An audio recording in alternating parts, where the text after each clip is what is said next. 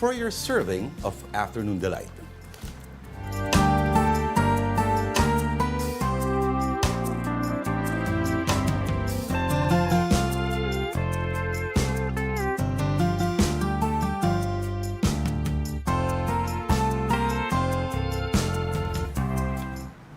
Lord, January, what is it now? 30th. It's the last Tuesday of the month, January 2024.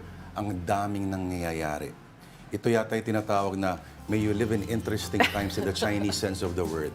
Alam mo, sabi ng mga tao no, na last 2 days na, pero bakit January pa din? Parang ang haba-haba daw ng buwan na to. Bakit nga ba mahaba ang buwan? Bakit mahaba ang mga araw pag January? Ito ba'y issue lamang ng ang dami nangyayari? Or ba, you just want it to end? Or ano nga ba?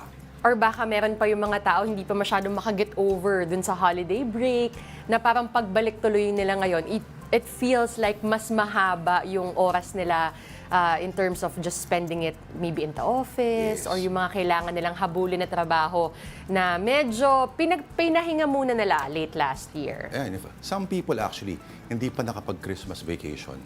Wink, wink, wink. Ikaw ba? Ay, oo, alam ko.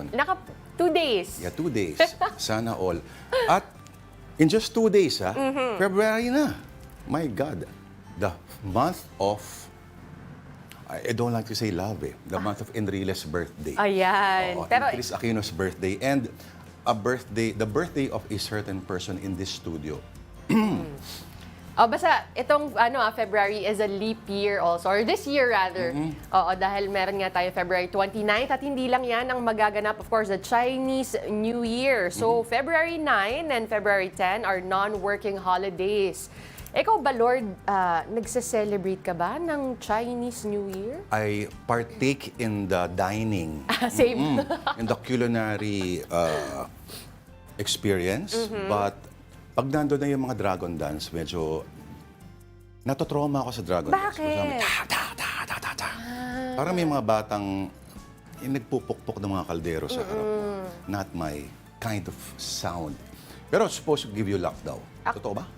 Tignan natin kung umepekto sa atin. Do you go to Chinatown? No. Usually, kasi mas maraming tao talaga. You understand, kasi syempre, nakakatuwa din naman yung festivities. Ako kasi, nasa bahay lang, nag-iintay ng ampaw. Ampaw. Pero do you dress up in, let's say, the color red or may mga... I try to. At least yung color red. Kasi especially ngayon, Year of the Dragon, Year of the Dragon din ako. So, I will definitely welcome the Chinese New Year in the next 2 weeks. Year of the Dragon ka. Dragon Lady. At malamig pa rin. Kung ang breath daw ng dragon ay talagang tumutunaw ng bakal, nako, eto naman, pampatigas ng inyong mga puso. Freeze your heart dahil malamig pa rin sa Baguio daw ay 9-something degrees ang temperature, Denise. Palamig nga ng palamig, no? Kasi I remember, if I'm not mistaken, I think that was mga January 18, 19, ganyan. Nasa 13 degrees lang ang Baguio. Yes. Pero ngayon, bumaba na sa, sabi nga kanina, 9 point something. So ngayon, tanungin nga natin si Francis Orsio kung bakit nga ba napakalamig nitong mga nakarang araw. Francis is our mobile journalist at dati rin siyang taga-Panahon TV. Francis. Magandang tanghali hapon sa inyo, Denise and Lourd. Francis, nasa Baguio ka ba ngayon? Lourd, nasa labas lang ako dito ng ating opisina. Nandito ako sa Mandaluyong City. Ang ganda ng pwesto mo kasi parang may pine tree kami nakikita. Nakita ko pa yun si Francis kanina. Kaya naman pala. Francis, nung December, sabi nila, hindi raw masyadong malamig. Pero parang ngayon yata nag-adjust, parang bumawi. Ano bang paliwanag dito ng Weather Bureau natin? Lourd, Denise, ito nga nakararamdam tayo ng mas malamig na panahon ngayon kumpara nung December dahil dito sa sunod-sunod na linggo na amihan surge. Sa katunayan, kahapon lang ay nakapagtala itong La Trinidad Benguet ng 9.7 degrees Celsius. So far, ito yung pinakamababang temperatura na naitala dito sa Pilipinas. At kahapon din naitala yung 19.9 degrees Celsius sa Metro Manila, kung saan ito naman din yung pinakamababang temperatura na naitala sa Metro Manila. 19.9. Oo.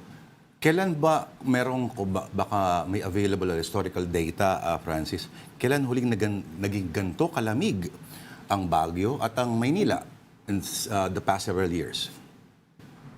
Actually, Lourd, taon-taon naman talaga ay nagkakaroon ng amihan surge dahil nga lumalakas yung dalang malamig na hangin nitong amihan na nanggagaling nga sa may Siberia. So last year, ganito rin yung mga naitala nating temperatura na naglalaro lang din sa ganitong temperature. Pero ayun, this week asahan pa natin na medyo hihina yung amihan. Pero sa susunod na linggo, sabi ng Pag-asa, paliwanag nila na magkakaroon ulit ng amihan surge. At ibig sabihin lang din ito ay asahan din natin na baka mas bumaba pa yung temperatura. Nako, Francis, hanggang kailan daw inaasahan na magiging malamig ang ating mga temperatura sa taong ito? Lord, during this time of the year at especially during amihan season, inaasahan natin yung paglamig ng panahon dahil sa amihan ay magtatagal hanggang Pebrero. Dahil ito yung mga panahon na hanggang ganito lang din nagdadala ng malamig na panahon yung mula sa Siberia o sa may hilagang bahagi nga ng ating planeta. So after this February, by March, asahan na natin siguro yung medyo mas iinit na yung panahon natin. Alright, maraming salamat sa iyo, mobile journalist Francis Orsio. Sakto na naman, mas malamig daw sa February. May rason na naman ng ating mga Paglugaw. maglugaw, yan. Meantime, here is a quick rundown of some stories on One News. Pirma National League convener Noel Oñate admits that he coordinated with House Speaker Martin Romualdez to help them get signatures for the People's Initiative.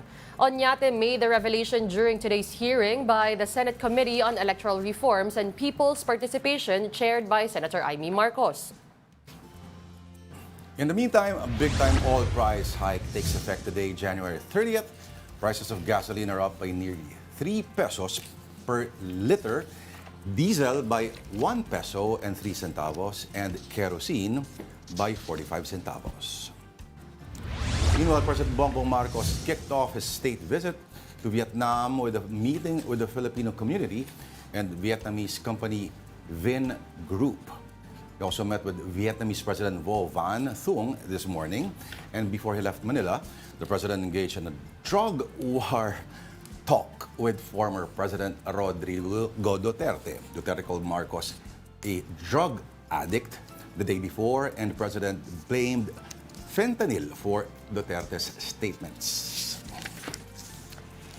Now, because of that exchange, silipin natin what is trending right now. Unang-una dyan, pumunta ako sa X kanina. At ang isa sa mga top hashtags na nakikita natin is Duterte.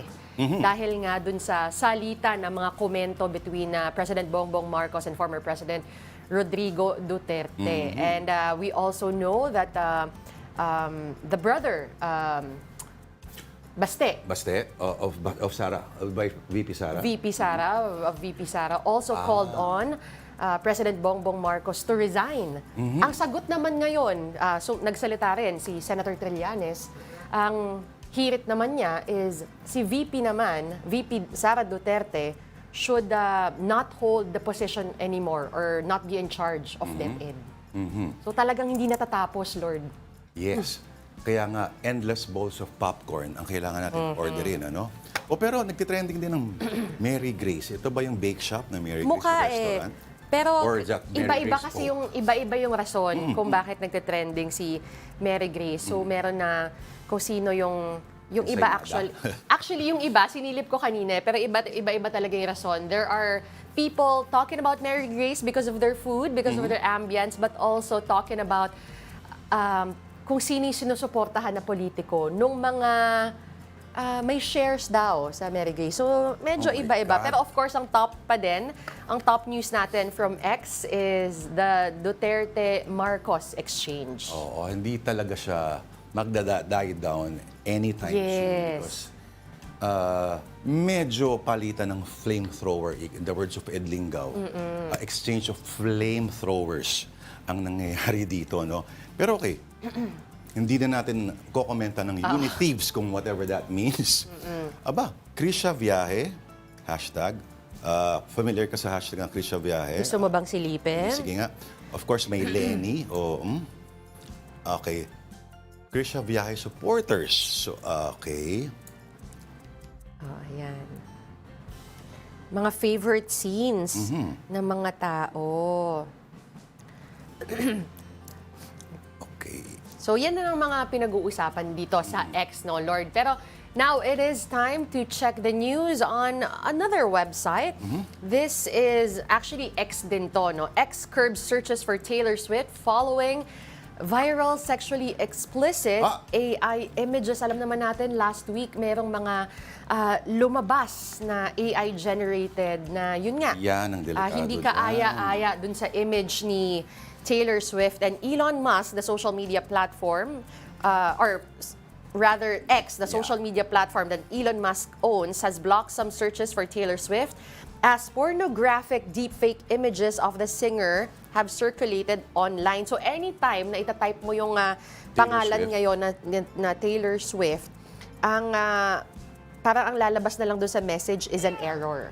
That's the X. Yung X yun. Yes. Pero kunyari, yung website halimbawa na number 1 ng Pilipinas sa patagalan sa pagstay, malamang mag-appear yun doon, ano? Oh, nabalita natin yun. No? Yan, sisilipin natin. But for now, yung X mismo, sabi nila, they're doing this as a temporary action done with the abundance of caution. As they said, they prioritize safety on this issue. Oh, but there's porn on X, di ba?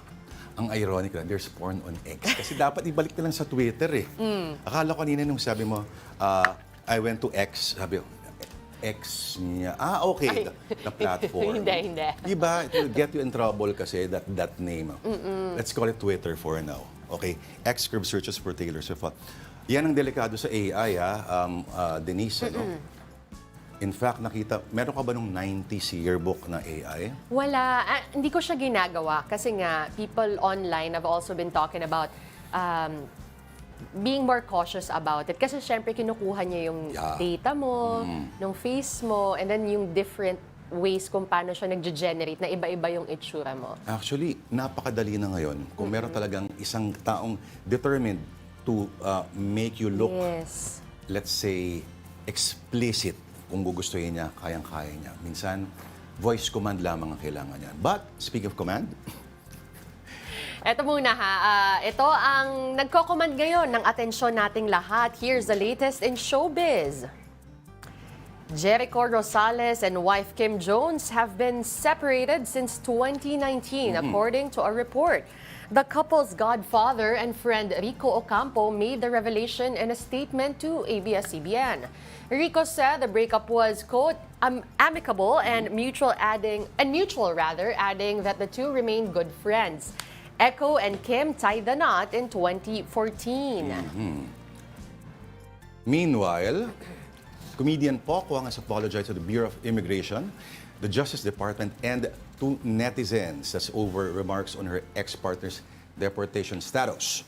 The actress recently blamed William Lee O'Brien's strong government connections on why he has not been deported yet. However, it was learned that William filed motions for reconsideration and voluntary deportation on December 28 and January 10. Pokwang filed a petition for deportation against Lee in June of last year. They have a child named Malia.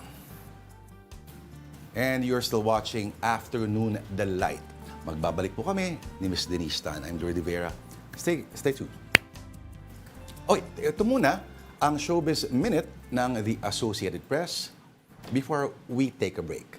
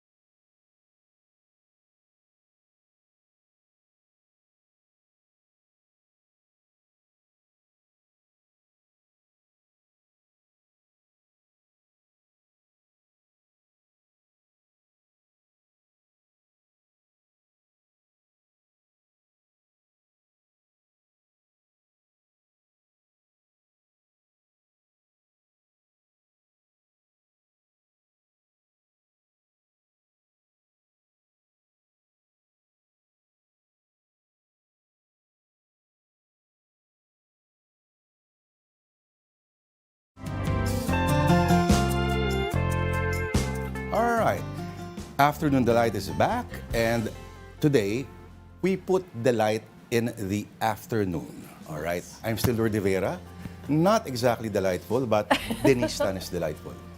And what's making it all the more delightful is, of course, our very special guest for this afternoon. We have the legend, singer, songwriter, and now director Ice Seguerra. Yes. Hey.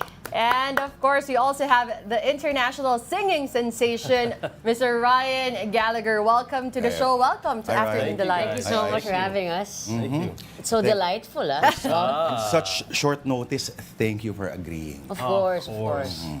Ayan. So, I hear that Ice Seguerra is now, how is Ice as a director? Okay, so Ice as a director, let's see, where do I Make start? this good, man. Where do I start? Sublime. I have to say. No, actually, Ice is, it's, okay, Ice been in the industry longer than I've been breathing. That's what we keep saying. That's our running joke, right? 36 years, I'm 35. And so there's a lot I can learn from somebody like Ice, and especially being in the Philippines. What I'm finding is that I need to take direction if I want to get to the next level of my career, especially here. And Ice just has so many different like little ways in, little tricks that I can do that I don't lose myself in it, but it gives me a little bit more direction on how I can be more direct with the audience. And so, I mean, whether it's dynamics of a song, or whether it's lyrics of a song, or whether it's how you're singing it and like bringing it low, bringing it high, and there's so many little tips and stuff. So it's not missing, and just keep listening, and you're. Oh, thanks, Sometimes man. you think you know everything Yeah. until... No, exactly, yeah. Ice, Yes. as director, sometimes you just delegate some tasks to, okay, the music, you take care of that, I take care of the visuals. In your case, you're a musician. Do you take that in consideration with the visuals also? Oh yeah, definitely. Kasi para sa akin, to make it effective and impactful, dapat in sync siya eh. Yeah. Diba? Even the lights, right? So everything you see on stage, everything you hear on stage, especially if it's a concert or let's say a musical, kailangan in sync sila lahat. Hindi pwedeng may nauuna, or even the inspiration of, like ako, what I normally do is, kunyari for the certain song, it's a sad song, so we take a cue from that na, okay, the light should be like this, the visual should be like this. And in terms of then how it's arranged, the intention is always there. Kumbaga, okay, it's a sad song, but what is the song talking about? Diba? What's it about? So I think that's also the important things that we need to consider. Hindi ba nakaka-stress? I actually enjoy it. Yeah. So totoo lang, parang siguro yung on the day of the show, medyo stressful siya in the sense na syempre, you know naman sa live events, di ba? Anything could go wrong. So you just have to be on your toes parate and make sure that, you know, you always have a plan B to plan Z, right? Pero in terms of, the stress, ito yung level of enjoyment, especially if, you know, you're achieving or you're seeing on stage exactly how you saw it in your head. Parang ganun siya eh. So, ang saya niya. Kumbaga, I still love singing, like, pero I can't really compare the two because singing is a very personal satisfaction na parang, ooh, I love hearing it, ganyan. Pero the directing naman, it gives me a different sense of happiness also because I really literally work with so many people to make one vision happen. You know, Ryan was talking about you earlier, giving you a lot of credit, and you talked about a different sense of happiness directing. What does it mean to you to be able to do that to somebody like Ryan and, of course, you know, the people that you work with? Ako, I'm very happy na I'm directing Ryan's show, no? Because number one, I think it's very important that we kind of think alike.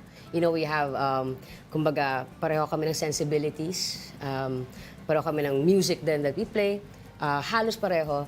And siguro yun, I think, kasi ako when I work, not just when I'm directing, no, but even when I'm acting, relationship is very important. I can't really work with someone na Just professional.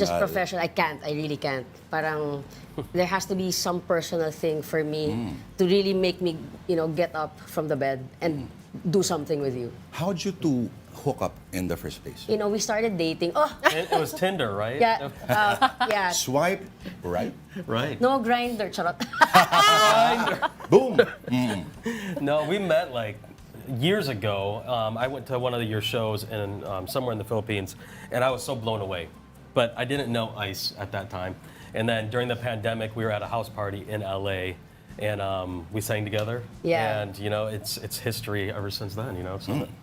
That's how it started. Ryan, I want to ask you, because you talk about coming to the Philippines, enjoying the concert, and I know the people also back then. What is it about the Philippines that you love so much? Because it's not your first time here. Sorry. No worries. So the Philippines, I kind of fell into the Philippines, right? And so I came to LA and I got connected with the Filipino community literally right away. They're like the first people I met in LA were Filipinos. And they found out I was a singer. They're like, oh, you're a singer. Would you like us to produce a show for you? I was like, sure. And so I started going that route. And then when I sang in Hawaii with Society of Seven, I got even more involved in the Asian communities. And then I was invited to come to the Philippines for a birthday party over 10 years ago now. And then from that, it just is like domino. And I keep getting invited. And it's literally, you know, I owe so much to the Filipinos because it's been my opportunities over the last decade. So I'm really thankful for the community here. Yeah. I'm not going to ask you about the bad Filipino words that you know. Well, how much time do you have? I am going to whisper something into your ear later so you can say it on air. Any insight about the Filipino psyche, music-wise? What kind of people are we? Well, I've said this kind of in another interview, I think, a while ago. Filipinos are the hardest audience to please because Filipinos are very critical over their singers because everybody can sing here. So when Filipinos love you, it's like a badge of honor. You're like, oh my gosh, thank God I made it through that show. And but I think that's partly why I love singing in the Philippines is because they make you a better artist, they make you a better performer. And so yeah, I would say Filipinos are the most sensitive people I've met, which I can also relate to because I'm a pretty sensitive person as well. And whether it's business or personal, they wear their heart on their sleeve. And you always know what you're getting when you're talking to a Filipino. You know, there's never really a wall up, at least what I found. Has ICE ever taken you to a karaoke club? Oh, yeah. We just did that the other night. We actually you posted on Yeah. your Facebook, and it got like millions of views. It was fun, man. It was a lot of fun. I mean, I was being silly. If you go there, you'll see. I'm not always so straight and stoic, but it was fun. What's a favorite Filipino song that you guys do together? If there A is Filipino song? Well, we haven't really done any Filipino songs yet together, but that's what we're going to probably be working on this year. But when did we sing? We did an Aaron Neville song with Yeah. Linda Ronstadt. Oh, we sang Endless Sana Love. Maulit Muli. Oh, Sana Maulit Muli. Sana That's Maulit right. Muli. Endless Yeah. Love. That's a duet. Yeah, It's yeah. classic Eat Bulaga Yeah. level duet. Very 80s. Oh, yeah. Yeah. Okay, are you not mystified by our fascination with Air Supply and other sentimental songs? See, from- that's what I love. I love the 70s. I love that style of music because I feel like, especially that era, there was so much beauty in the lyrics and the melody. They went almost perfectly together. And so I think that was the last era where it was really the best songs came out of the 70s. And so Air Supply, I mean, I love all that bubblegum music. Yeah. Yeah. Ice? Yes. I heard you have Fire and Ice production. Yes. Okay, that's very Nordic, that's very Game of Thrones. Yeah. Fire and Ice. Winter's coming. Well, winter actually, is kaya siya Fire and Ice because I am Ice. And then my wife kasi, Lisa, she's very passionate, so she represents the fire. So we balance each other out. And parang yin-yang talaga kami. Oh, yeah. And if employees don't shape up, you're fired. Yeah. That's what Or I'm they're trying iced. That's why I'm saying shaped up. Or they're iced. You've experienced Christmas in the Philippines. Oh, yeah. A few times, yeah. A few times. Yeah, it's crazy, right? It's amazing. It feels like Christmas even though there's no snow. I grew up in the Midwest in the United States. White Christmas. And that's what Christmas is until you come here and you're like, oh, it still feels like Christmas because there's 15 times the decorations in the Philippines. right? Yeah. You've been here since October? No, is that right? since December. Since December. But have you seen pictures online? Because Christmas here doesn't start in December. Oh, I know. Oh, yeah. Starts in September. That's why I'm actually releasing a Christmas album this year, September. It's because of the Philippines. It's September to like Yeah. mid-January. Oh yeah, it's the longest season. All right. Alam mo, I think it's time to hear some tunes. Yes. So What are what we have you got playing? for us? Why don't you play your original song? Okay, original Yeah. song. This one is called "I Will Be Your Man." I will be your man. Excuse me. All right. You don't call me baby. You don't call me love. I know I'm not your only. I probably never was. But darling, if I was, I'd give you my all. My all is all I have. You find me in the place where our love began.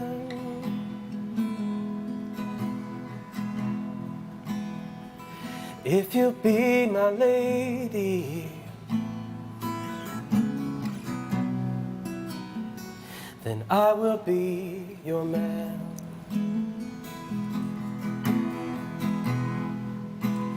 We've been through it all in just a little time. No, I'm never meant to hurt you. Heaven knows I've tried to show you my heart and help you understand. I only want to love you. I want to be your man and give you my all. My all is all I have.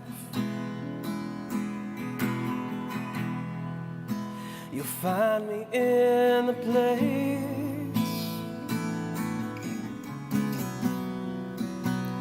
where our love began.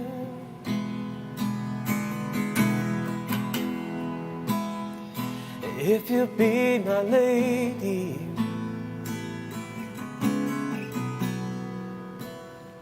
then I will be your man.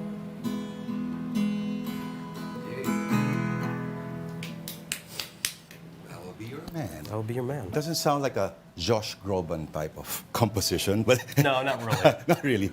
Okay. You were really into composing music with guitar. No, not really. Usually I will compose more with piano. I'm not really a guitar player. I just try to fake it as much as possible. Yeah. And I'm trying to look cool next to Ice. You know, like, hey, I also play guitar, everybody. But I really don't. That was all lip synced. I'm joking. Ryan, how often do you compose songs though? How often do you write them? Is it more of you getting into the emotion of it all first, or do you just sit down randomly and start writing? Oh my gosh. So it really depends on where I am at in life. Like the last few months, I really haven't had much mental space to sit down and write. And so I'm like I said earlier, I'm a pretty sensitive person and I'm pretty ADD. So it's like when I write, I have like voice memos going down my phone for like miles. So, but they're like all like half songs, 3/4 songs. And so when I sit down, I like to be at the piano and just kind of quiet and just chill and just like wait. I like to wait on things. And so like if I'm singing a song about like my faith or something, then I'll sit there in prayer and I'll just wait. And then until I start worshiping, and then that will come. But if I'm doing a love song, then it has to come from an experience. And I'm my own worst critic, so I'm never super happy with anything I write. But you know, there's some things that I've been proud of. But so it's all different. But I need space to write. So piano first and then guitar so that you can look cool beside Ice. Exactly. This is just a prop, guys. Okay. It's a To very be fair, doesn't look like it. No, February 17 Yes, is February the date. 17 is the date. is the date, The Voice of Ryan the voice of at Ryan. the Voice of Music Ryan. Museum. At the Music Museum. Yes, so of course Ticket you can World. get your tickets at Ticket World. And we'll be with Lara Maige Yep. and Mr. Martin Veyra. Lara Meiges, the classical singer. right? Yes. I think the first time we heard Lara was in Araneta, Cubao. Ah! Oh, yeah. And he said, Who was that? And everybody rushed to the stage. That's Lara. She's amazing. Oh yeah. Yeah. Very, I can't very wait. good. I can't wait to perform with her. What sort of repertoire have you prepared for the 17th? It's pretty eclectic. So it kind of, I'm classical typically. So when I sing like acoustic, that's more of an acoustic style. But I'm trained classically. So with Lara, I'll be doing, of course, classical Nice. operatic style songs. And then there's going to be anything from like, the 70s, acoustic style to, I think there's a couple worship songs in there, like some bass songs, and then some OPM. Yeah. Yeah. And is Ice just behind the scenes, or is Ice joining you for some Oh, you're gonna encore? see Ice perform. Of Oh, course. yeah. Yeah, I'll be Of joining course. him. Yeah. I couldn't let you direct the show without performing. Yeah, he's gonna miss me, and I don't want that. Yeah, right. Yeah, right. I'm gonna be like, get out here, get out here. I see. All right, so February 17th. February.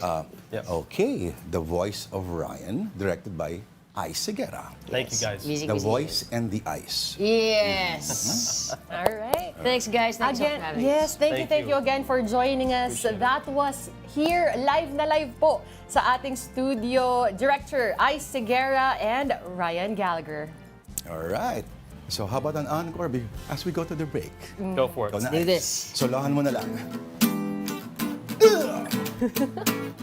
Wait. Purple Haze! Kailan ititigilan pang-api at pag-itigil lang malayang pag-iisip na may malinis na hangarin.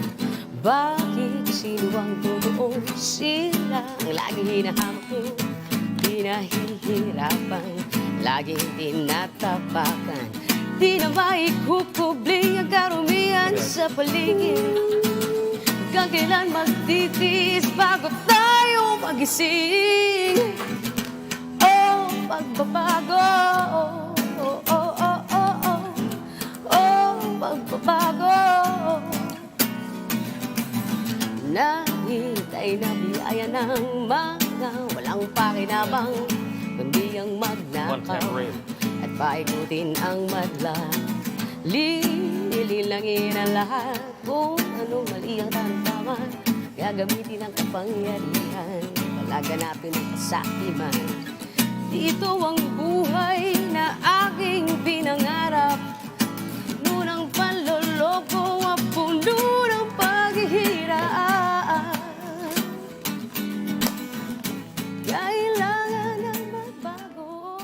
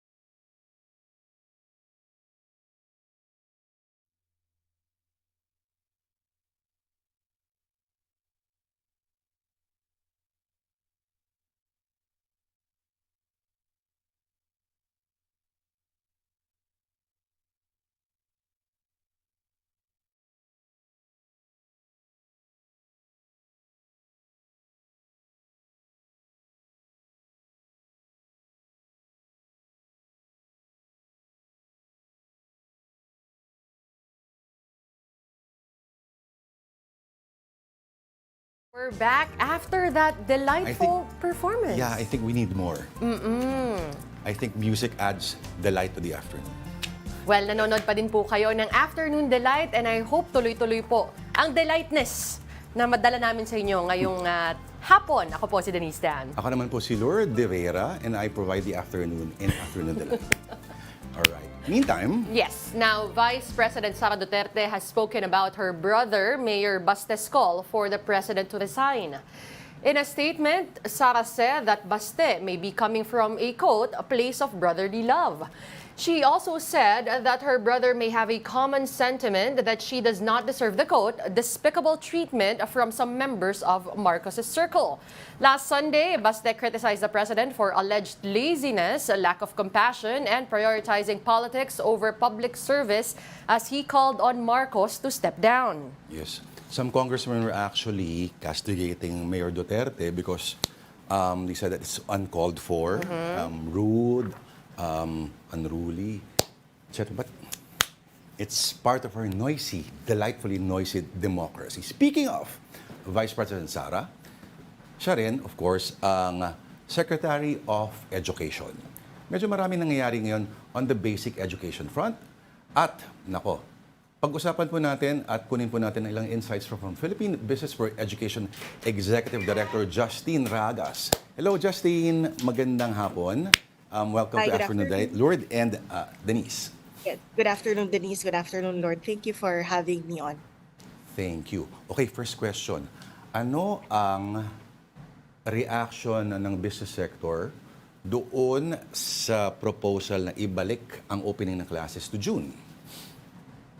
So, actually, we've been moving back and forth, or there has been a lot of conversation about kailan magsa-start, no? Yung una naman naming reaction is that once we make a decision, we have to keep it that way kasi hindi nakakatulong sa mga kabataan or sa learners natin yung pag-iiba-iba ng schedules. I think there has to be like a very fixed schedule. But what we're seeing is that the current one we have now actually has more, that starts in August, actually has more class days. And at the same time, it's less, there are less class disruptions. Kasi when you start in June, that's also the start of the Bagyo season, right? So that's where a lot of class disruptions happen. But regardless of the decision, what's important is that moving forward in the next years to come, dapat walang disruption na ganyan kasi it also disrupts their entry into higher education, for example. Kasi di ba either naiiklian yung summer or mas na kumahaba yung summer depending on when they change the summer vacation, I mean, depending on when they change the school year. Justine, when the school year starts at June, yung challenges, of course, is yun nga, yung na-mention mo, yung typhoon, yung rainy season. But then again, if you move it a couple of months, aabot naman ngayon yung pasok ng mga bata till the summertime. And like what we saw Right. last year, may mga, you know, the heat waves, yung may mga nahihimatay. How is that being taken into consideration when choosing kung ano ba dapat yung tamang start? I think it's also you have two difficult challenges, right? But between both, I think what's harder to control or what's harder to really fix is the weather, right? You can't really stop typhoons from happening. Whereas when it comes to bringing children in school during the summer season or in classrooms, many of the problems can be supported by, say, proper hydration or making sure that classrooms are well ventilated. And actually, isa yan sa mga problema. That's why children suffer also in the classroom during summer kasi napaka-congested ng classrooms or walang electric fans, walang proper ventilation, which I think naman ay pwedeng gawan din ng paraan. Well, how is it being addressed though? Katulad, ikaw na rin nag-bring up, no? It's so congested. May mga classrooms tayo minsan na maliit lang yung size niya and then you see sometimes 40, 45 students inside. You have 2 electric fans. Yung mga ganong sitwasyon. So actually in the, and I will jump right into, I guess, the basic education report that was presented last week by the Vice President and the Secretary of Education. when they did the basic education report, when they presented it last year, part of the one thing they mentioned was that there were over 200,000 school classrooms. There were over 200,000 school buildings na may kakulangan tayo, or school buildings that are in various states of disrepair. And so basically, in terms of congestion, what's important is making sure that these classrooms are built, more classrooms are built to at least address the number of students in the classroom. But I think second is that there are also many areas where, particularly in urban areas, na wala na talagang space to build classrooms. So the question of congestion is that how will we bring many of those students who are in public schools, how do we get them to more classrooms? And this could also be the public sector or DepEd working with private schools, right? Kasi marami ring private schools who might have classrooms which have space, or kukonti lang yung mga enrollees, so pwedeng i-expand din at bigyan ng vouchers, for example, so that these students can move from congested classrooms in public schools to less congested classrooms in private schools. Justine, congestion lang pag-uusapan. May update na ba kayo or feedback doon sa revised na yung matatag curriculum ng K-10? At sa tingin ninyo, ano bang magiging pagtanggap ninyo dito? So actually, that's a good segue, no? Because now when we were talking about classroom congestion earlier, now naman it's curriculum congestion. And the Matatag curriculum, which was released last year, was really a response to the curriculum being congested, to many learning competencies and subjects kind of squeezed into school, the different year levels. So the curriculum was launched last year. It decongested the curriculum, and it kind of focused on the fundamentals and the basics. So our take actually is that first, matagal na din naming sinusulong actually sa PBED, and many of our partners in the education space, na kailangan talaga natin mag-focus sa fundamentals. Meaning, we need to make sure that our children can read, they can understand texts, they're able to do logical, they're able to do maths and do it in a logical way. But and that's a step towards that. Now, magdi-decongest muna ng curriculum. But I guess in terms of implementation, there has been a pilot that was done. It was piloted in 35 schools across 7 regions. 7 regions.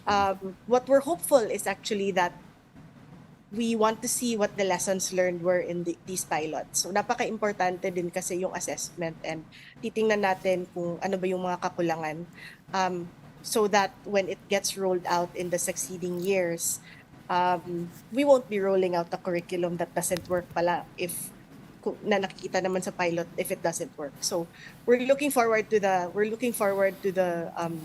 results of the pilot, or the assessment of that pilot. All right. Again, maraming salamat sa'yo, Justinee Raagas. Thank you for your time. Sana pwede pang pag-usapan. Oo. No? Justine, Thank you so much. we hope to have you next time again, para mas Sure, mas thank you. mahabang usapan. Thank you very much. Happy to talk to both of you. Salamat. Alright, yan po si Justinee Raagas ng Philippine Business for Education. Alright.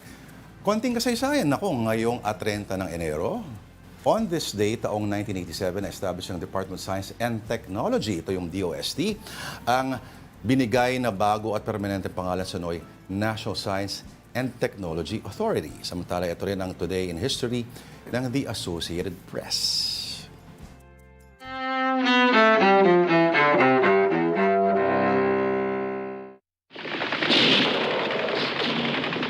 January 30th, 1968. A turning point for America's role in the Vietnam War as the Tet Offensive begins. Communist forces launched surprise attacks throughout South Vietnam, shattering U.S. government claims about the war's progress. 1933. Wenn Polen versuchen sollte, auf dem Weg zollpolitischer Maßnahmen Danzig. Nazi leader Adolf Hitler becomes Germany's chancellor and, before long, its dictator. Hitler's dozen years in power bring World War II and the Holocaust. 1882. The only thing we have to fear is fear itself. President Franklin D. Roosevelt is born in Hyde Park, New York. FDR led America through the Great Depression and World War II, serving a record 12 years in the White House. 1948. In India, a Hindu extremist assassinates Mahatma Gandhi, the spiritual and political leader. 1972. In Northern Ireland, what becomes known as Bloody Sunday. British soldiers shoot to death 13 Catholic civil rights marchers, an event that inflamed sectarian violence in the troubled province. And 1933.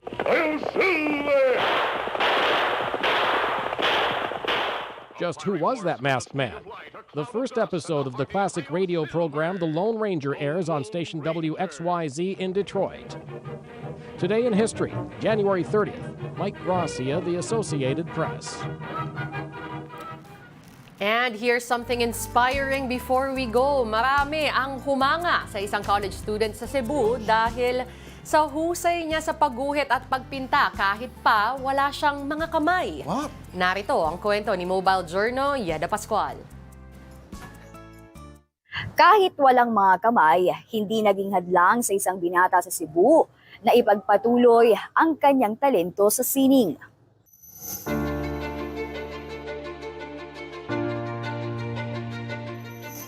Ipinanganak na walang mga kamay ang 21 anyo sa third-year college student na si Carlo Inop mula Tabogon, Cebu.